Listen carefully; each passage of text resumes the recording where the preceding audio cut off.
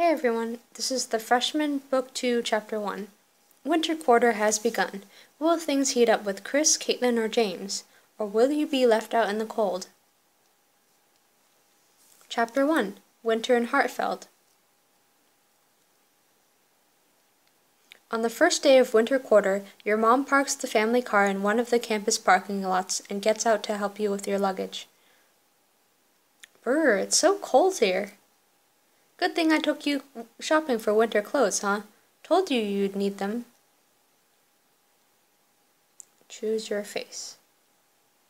Was I this person last time? It was literally like a few weeks ago and I can't remember. Oh yeah, it was this. And my name was Mary?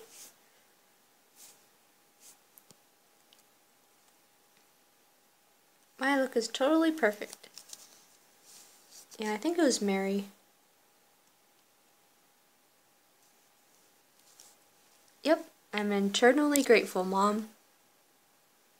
So, are you glad to be back? Of course. I really missed sharing a bed with someone. That's not really an answer you give your mom. My friends. You're so lucky your roommates are nice. I still have nightmares about the girl I lived with my freshman year. I'll never get the sound of her toenail clippers out of my head. Yikes. Something tells me I don't want to know. You look around the snow-covered campus, shielding your eyes against the winter sun. Let me guess. Looking for that special someone? Maybe. So, is it, official? I know you young people don't do labels, but you did go to formal together, right? I'd say that's pretty official. I wonder with James, right? Considering he took you to a masquerade ball over break, I'd say you're very special to him. Hold on, I'm gonna get a drink of water. Might be time to get official, Mary. Just then, you spot James approaching through the snow. He raises a hand to wave at you, a slight smile playing across his face. That's James? Lucky you. Mom, just be cool. Sorry. James strides over and plants a kiss on your cheek, then extends a hand to your mom.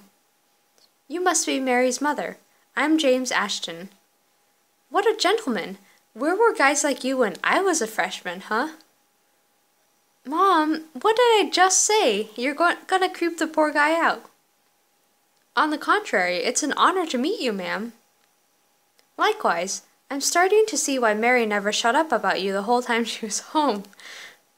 Is that so? Ah, stop! This meet and greet is officially over.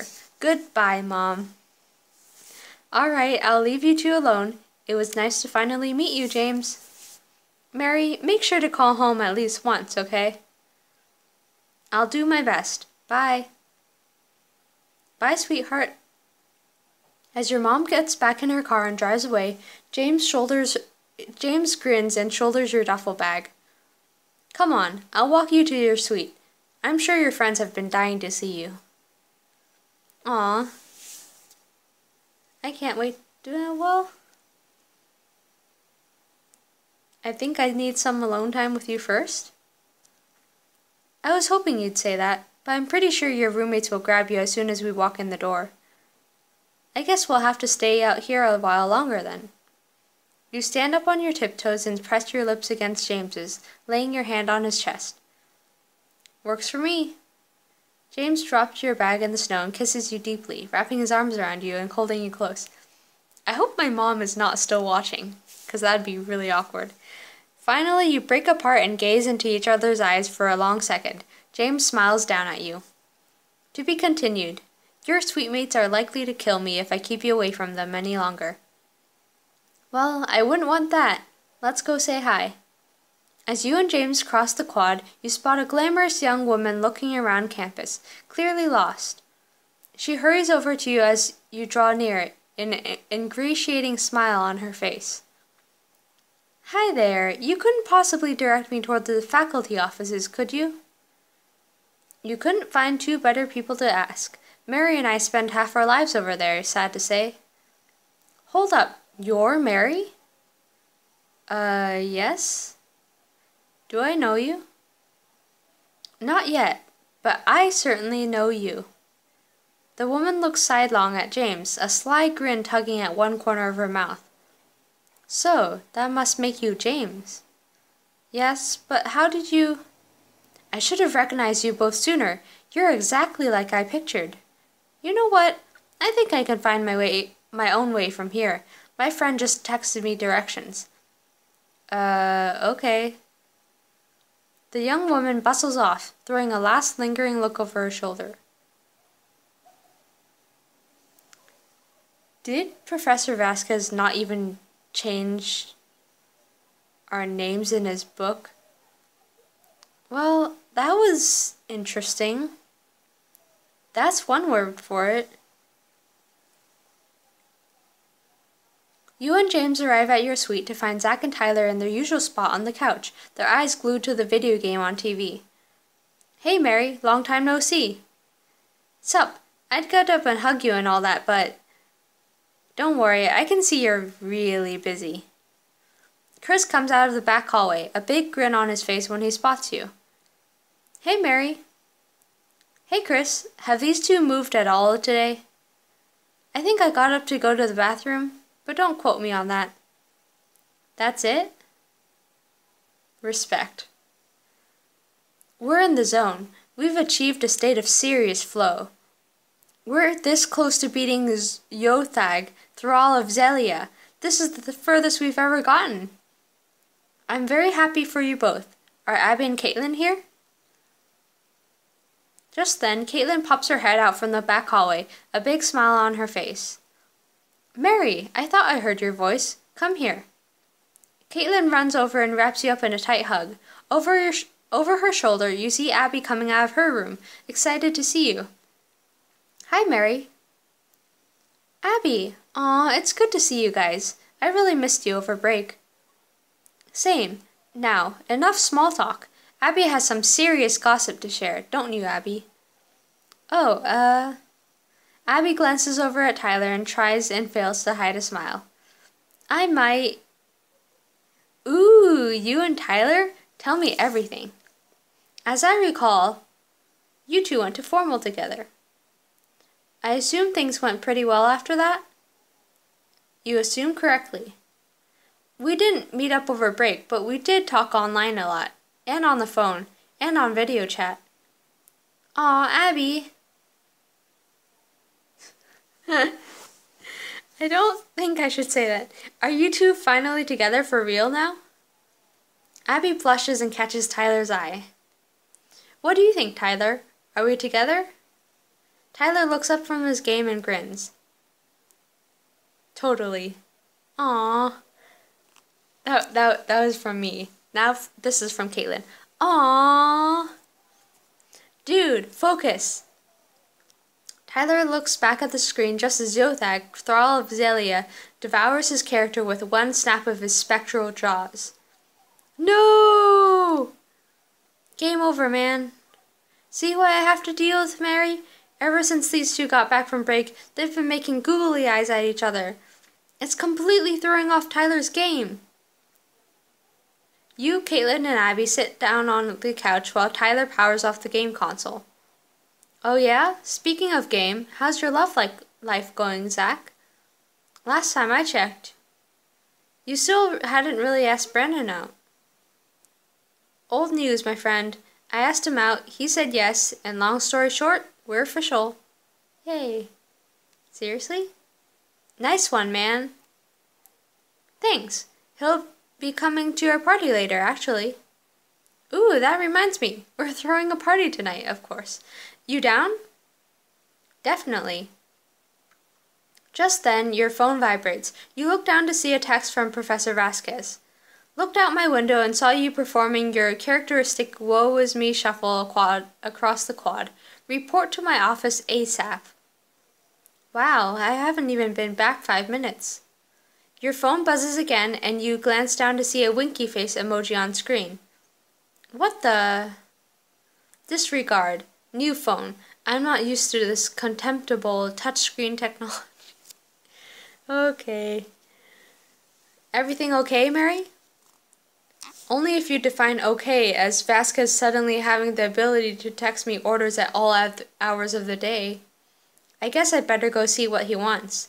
See you guys later. James follows you to the door and takes your hand in his. Let me guess, you got the same text? Of course, but that's not what I wanted to talk to you about. Apparently there's some kind of winter festival happening in the park. There'll be hot cocoa, live music, chestnuts roasting on an open fire. I know Vasquez is expecting us, but I wouldn't mind taking a detour and making him wait a little longer. What do you say? It would be fun, but yeah, Diamonds, and also I don't think it'd actually be a good idea to keep him waiting. I just don't have time, sorry. All work and no play. I can respect that. It's not that, it's just Vasquez is waiting for us. Relax, I'm just teasing. Let's go see what he wants. As you walk into Vasquez's office. Mary, what took you so long? I've been waiting for... Vasquez coughs into a handkerchief. When he pulls it away, you notice a red spot bleeding through the white cloth. He quickly stuffs the handkerchief in his pocket before James can see it. Professor, are you... I'm fine. James, could you get me a glass of water? For a moment, James lingers. Then he nods and walks out of the room. You need to tell him. Don't you dare try to tell me what I need to do. You need to remember who's in charge here, who holds your future in the palm of his hand. Well...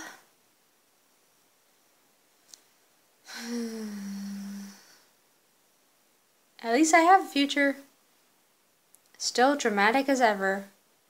I suppose I should thank you. It's all wonderful material for my book. Back to your question. I'll tell James when the moment is right.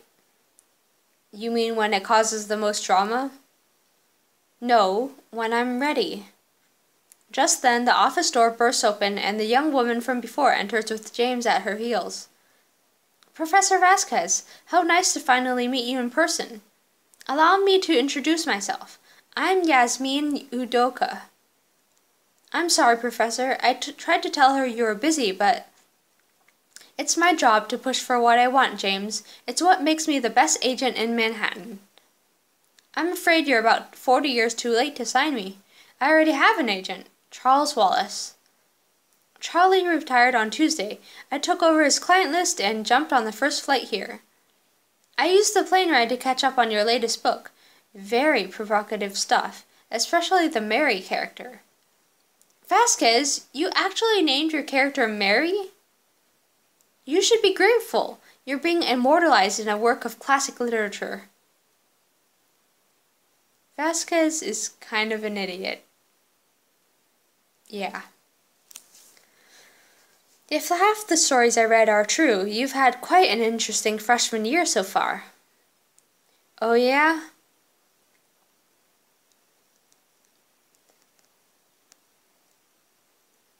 I want to be mad, but at the same time I don't think I should let her get under my skin. It's been pretty fun. I'm not sure if fun is the word I'd use. Huh? Never mind, on to business. What do you want, Yasmin?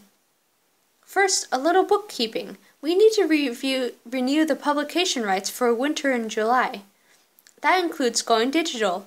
I'm afraid no one reads print anymore, dear. Don't patronize me. Just because our entire culture is sinking into a morass of shallow self-absorption doesn't mean I have to help the slide. All I need is your signature, Enrique. Then you can go back to your ivory tower and sneer all you want. I'm not ready to sign. I need to think about it. What's there to think about? Your book sales could double or even triple if we release Winter in July on digital platforms. I said I need to think about it, okay? As far as I'm concerned, the matter is closed for discussion. She's not a very good agent. I'd rather focus on finishing The Freshman. Hopefully, it will serve as a cautionary tale to today's youth. Wow, really? Yeah, a cautionary tale. As in, never trust your professor. You've clearly misidentified the theme of my book, Mary. Whether you trust me or not is a moot point. You have to work for me. So it's a book about the way millennials are subjugated by a corrupt power structure set up by your generation? Good point. Interesting take. I like that angle. But it still ignores the main character's central flaws. What flaws? I bet you can't even come up with one example. I mean, we definitely have flaws, Mary. Actually, I've got half a book's worth of examples, and by the end of the year, I should have enough to finish this thing. I take that to mean you don't have any more pages for me? Actually, I'm just getting an idea for my next chapter now. Of course, this is going to require a bit of help from Mary and James.